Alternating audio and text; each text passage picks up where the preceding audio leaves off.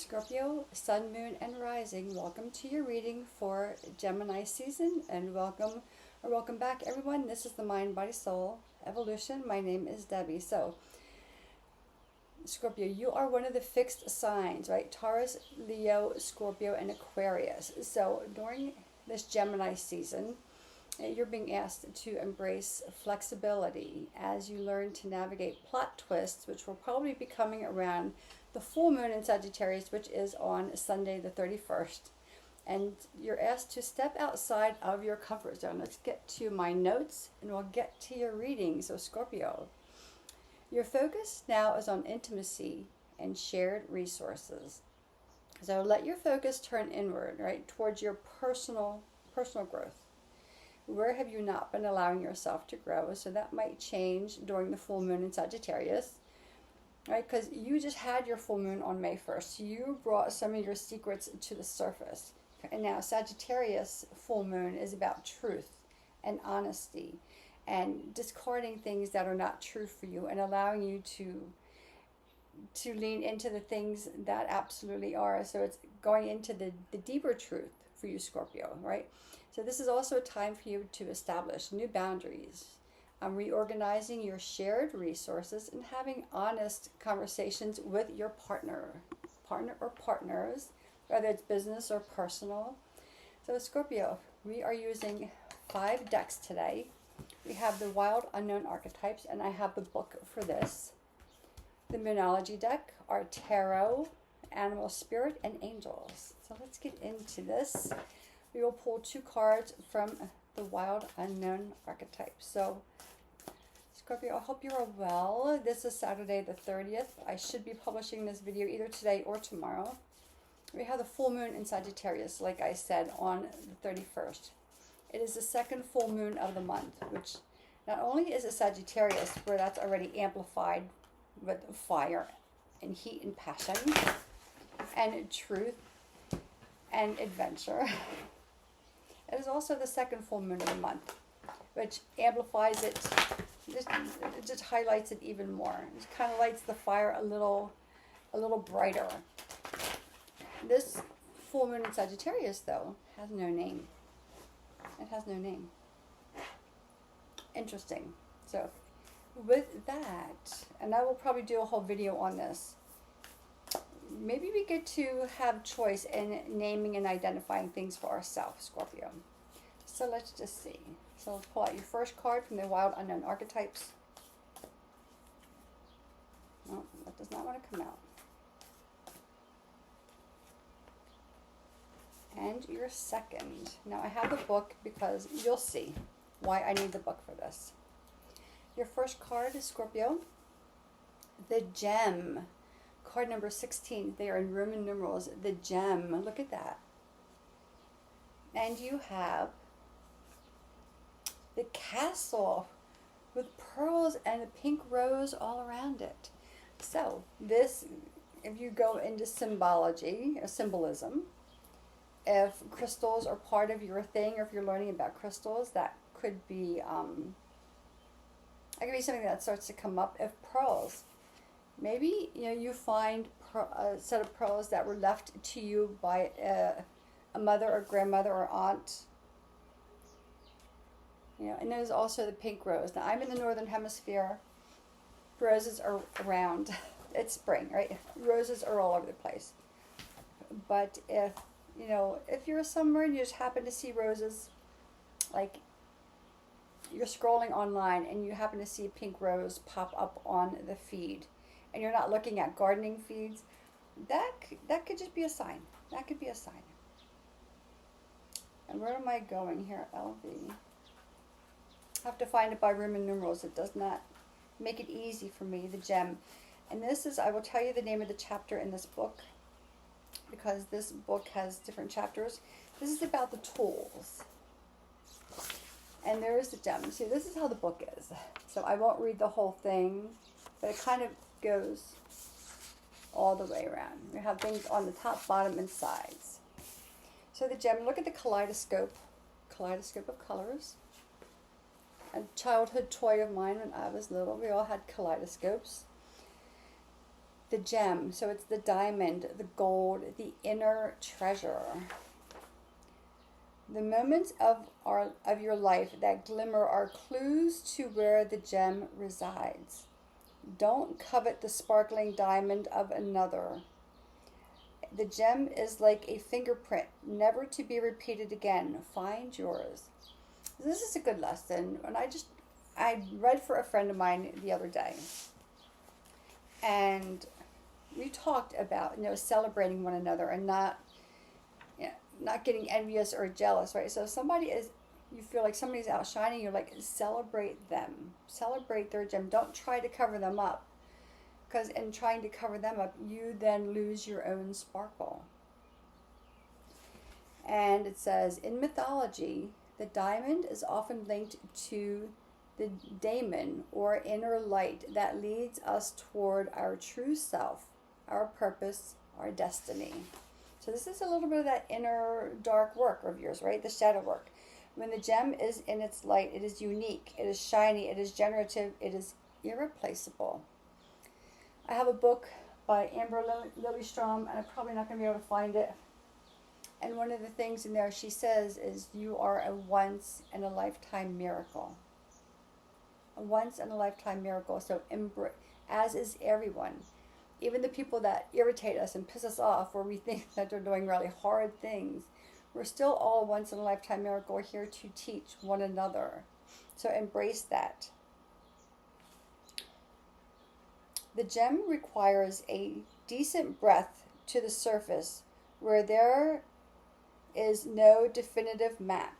Yet the longing to touch the true gem within us is so strong that we cannot help but seek out its radiance. Your gem, like your destiny, is unlike any other in the entire world. Keep digging, keep excavating, keep going deeper within. We'll go into your next card, the Castle. And where is that? X. And let me see if there's different. This is in a different chapter. This is in the chapter of places. And again, there it is. And I'll hold your card up and just look at the bright green. So in yoga, the chakras, green is the color of the heart chakra, which would really fall into place with your gem. So the castle is the place, the penthouse, the fortress. Notice how castles are designed to keep things out. They defend, they separate. It is likely there is a connection and community beyond its walls that will revitalize you. If this card appears with the king, the queen, or the maiden, which it does not, know that you've entered into long-standing family dynamics that include property and power.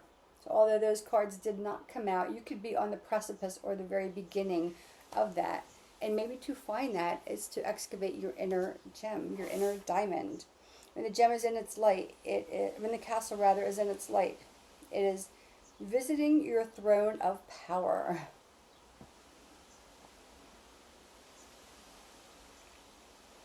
The castle can be a motivating force, an enchanting goal to travel toward, but it is best not to linger within its walls of decadent deception for too long, right? Because again, the castle is meant to keep things out or to keep things in, and then you cannot excavate your inner gem if you keep yourself too confined, Scorpio. But Scorpios can do that, right?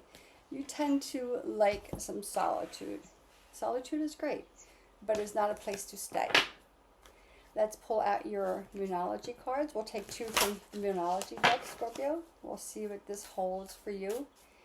Interesting. All of these readings for Gemini season have been extremely powerful. So let's see what this holds for our Scorpion friends. You have full moon in Aries. Cool your emotions. This could probably be around the Sagittarius full moon. So if the excavating gets to be too much, or you're digging in too deep, or finally you're getting lost within your own castle, And take a moment and settle down. I would see though where Aries is at in your chart. That can help. And you have full moon and a Gemini. Embrace the flow of life. So cool down, right? Allow yourself to embrace the flow of life. You take life maybe on life's terms and not on yours. Life's terms are a little different. We tend as people to want ease and comfort, right? And it's natural. But life is about following the truth, excavating the truth, your inner gem, your inner truth. And what does that tell you? There are lessons, right? Diamonds are made under pressure. They're not made out of, out of ease. They're made under pressure. That pressure is the truth that is within, that's waiting to be released from the walls of the castle. Let's see, Scorpio, we will pull out 7 cards from the tarot. And we will use the card on the bottom, on the root, as your 8th card. See where this goes.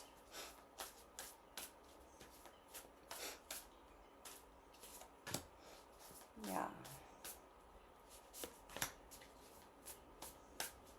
It is a beautiful here. I'm in New Jersey. It is a beautiful day. It's nice and breezy. So, yeah. The second part of my day will be spent outdoors. Okay, you got the King of Cups, the Judgment. Those cards came flying out.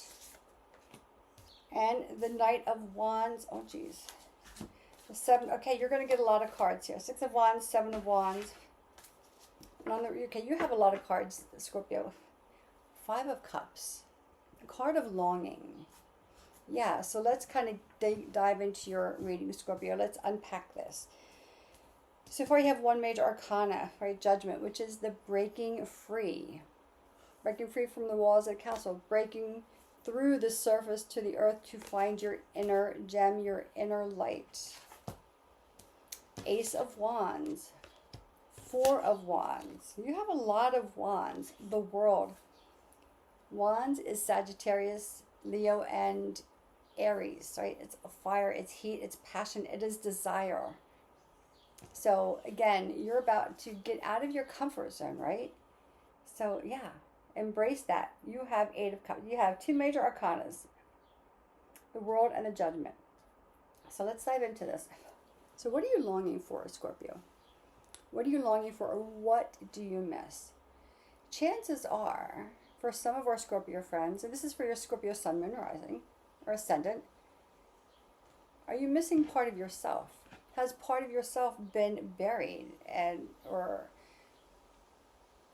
been unable to shine because of responsibilities in the world that we take on, because of roles that we have to do, right?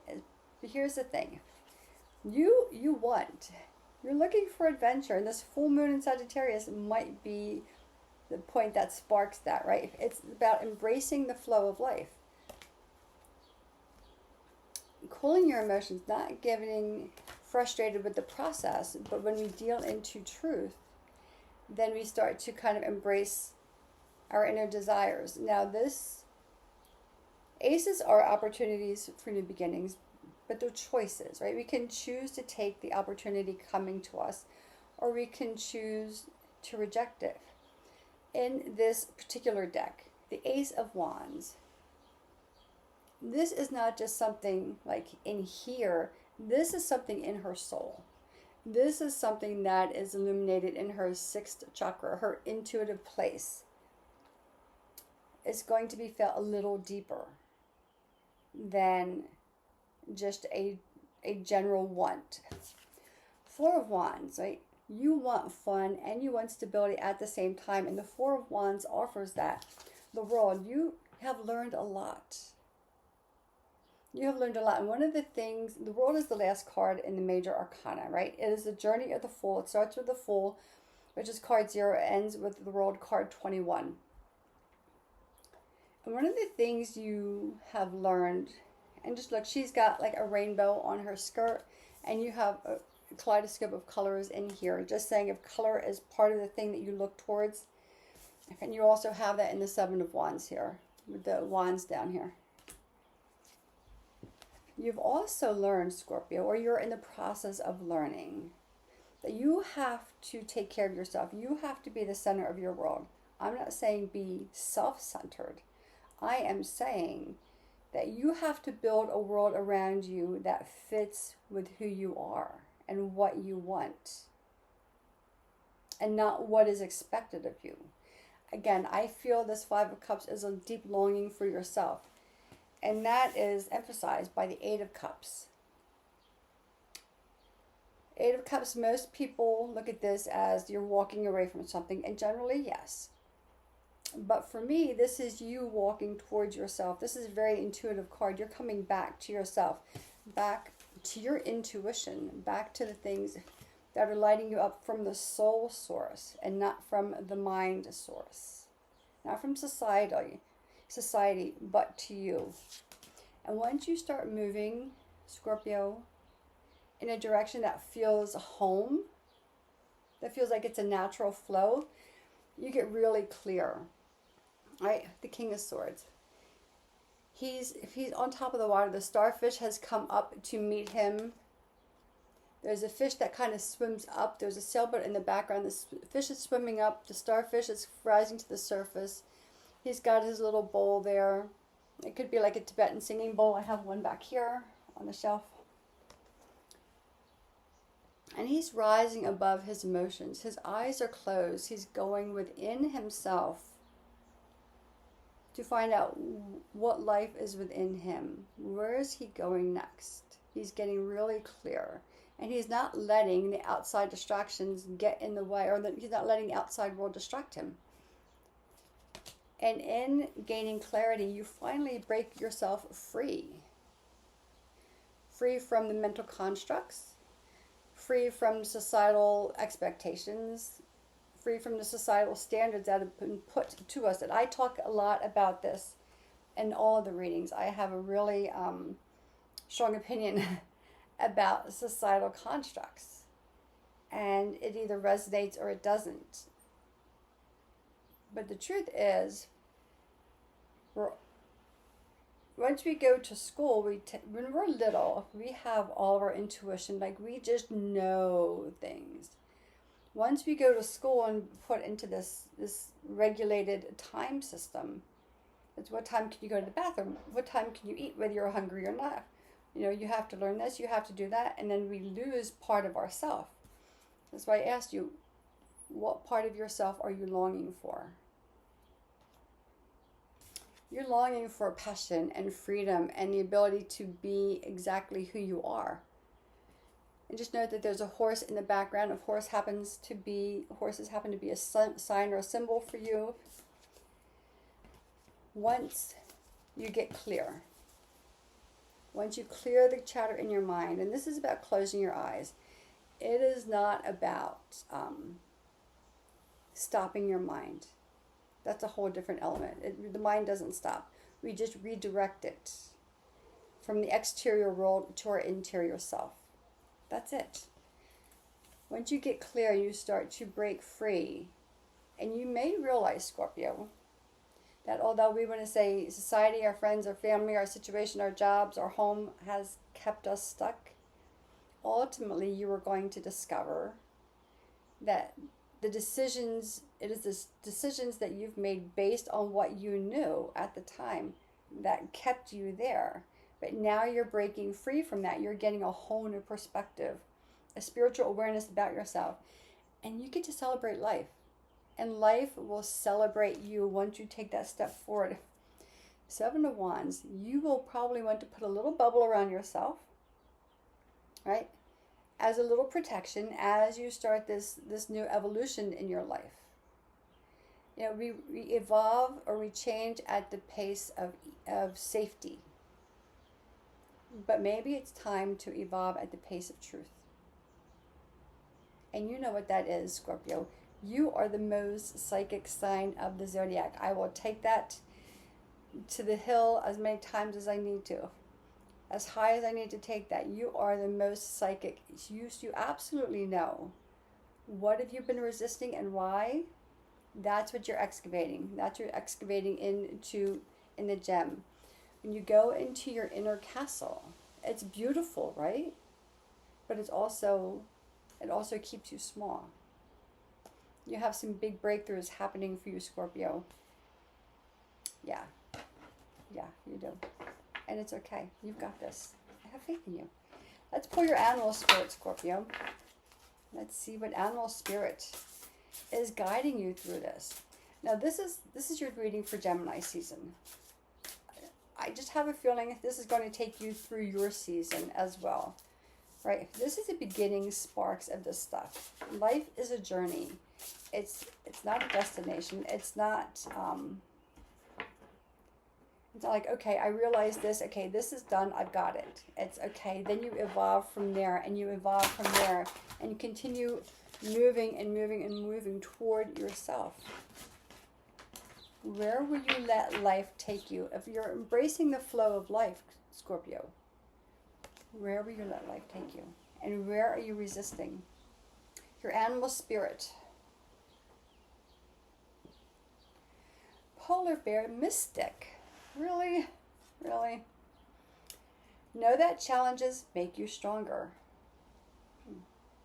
Have faith when you face adversity. Take time to rest, dream, and renew your strength.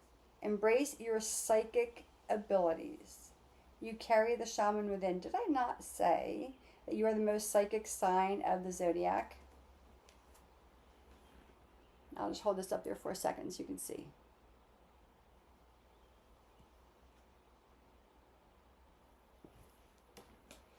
And when the cards confirm, there's no way if I could have pulled that card, right? There's no way. It just happens to align. And maybe it's because it aligned because you're aligning more with yourself. Let's pull your angel card, Scorpio. Let's get some clarity. Let's see what energy is guiding you at this time as you start this new phase of transition and trust in your inner mystic. Shanti, peace. I am the angel of peace. I bring you new tranquility and a smoother road ahead. New tranquility.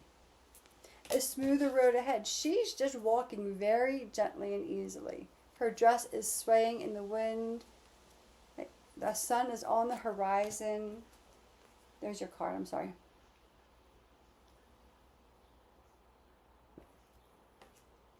Scorpio, it is all unfolding for you. Not to you, but for you. That is your reading, Scorpio, for Gemini season. If you have any questions, put them in the comment box. If you want to schedule a personal reading with me about your situation, you can do a full-year reading, which is $250, or I'm offering a summer solstice special. It will take you just through the season of summer for 3 months. It is $99. So reach out to me. My email is in the description box, and let's get you on the books. I'm only taking a limited number of readings because it is a special, and I'm doing this from now through June 21st. After that, the reading is no longer valid.